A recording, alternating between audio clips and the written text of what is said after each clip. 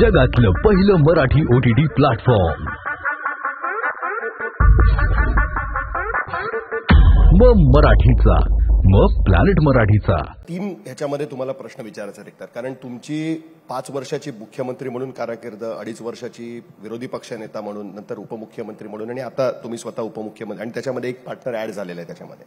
त्यामुळे सरकारचं काम आणि हे सगळ्या गोष्टी मला त्याच्याबद्दल विचारायचं आहे. पण मला इंडिव्हिज्युअली तुमच्याबद्दल काही गोष्टी हे करायच्या आहेत, कारण प्रत्येक वेळेस 19 मध्ये देवेंद्र फडणवीस म्हणून जो एक चेहरा लोकांसमोर ठेवला गेला होता तो मी पुन्हा येईन या स्वरूपामध्ये केला गेला होता. मी 5 वर्ष हे काम केलंय, मला परत यायचं आणि मला तुम्ही ही संधी द्या, अशा पद्धतीचं तुम्ही स्वतःचं वर्गीकरण केलं होतं आणि तुमच्या समर्थकांनी तुमच्या अलायन्स पार्टनर्सनी सुद्धा एका पद्धतीने त्याला एन्डॉर्स केलं होतं असं आपण म्हणू शकतो. हळूहळू त्याच्यामध्ये काही फरक पडत गेला असं वाटतं का?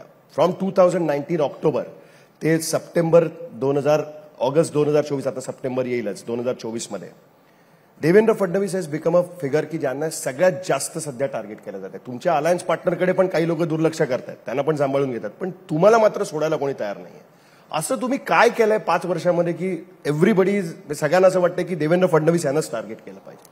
हे कसं काय शिफ्ट झालंय सगळं? असं आहे की मी असं म्हणेन की आमचे विरोधक हुशार आहेत आणि आमच्या विरोधात ज्या पक्ष आहेत त्यांच्याकडे 50-50 वर्षाचा अनुभव असलेले नेते आहेत आणि त्या नेत्यांना हे नेमकं कळतं की महायुतीचं शक्तिस्थान काय, कोणाला टार्गेट केलं पाहिजे म्हणजे आपल्याला फायदा होईल, कोणावर वार केला पाहिजे म्हणजे आपल्याला फायदा होईल.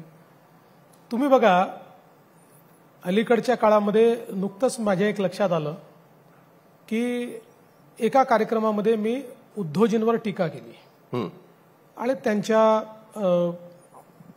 जे काही प्रोसेशन होतं त्यात कसे हिरवे झेंडे होते, पाकिस्तानचा झेंडा होता वगैरे मी बोललो. आपल्याला आश्चर्य वाटेल की शिवसेनेपेक्षा देखील, म्हणजे उबाठा सेनेपेक्षा देखील काँग्रेसच्या नॅशनल हँडल्सनी आणि शरद पवार साहेबांच्या राष्ट्रवादीच्या हँडल्सनी मला जास्त ट्रोल केलं. त्यामुळे त्यांनी ही रणनीतीच फायनल केली आहे की मला टार्गेट करायचं, माझ्यावर घाव घालायचा, कारण त्यांना माहिती आहे ताकद भाजपची मोठी आहे.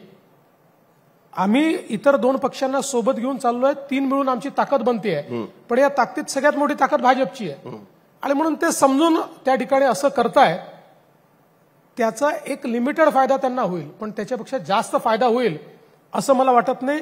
किंबहुना ते ज्या प्रकारचं पोलरायझेशन करू इच्छितात त्यातनं मी काही न करता एक काउंटर पोलरायझेशन देखील उभं होत आहे, ज्याचा मला फायदा मिळेल, आम्हाला फायदा मिळेल, आमच्या महायुतीला फायदा मिळेल. नाही, पण जर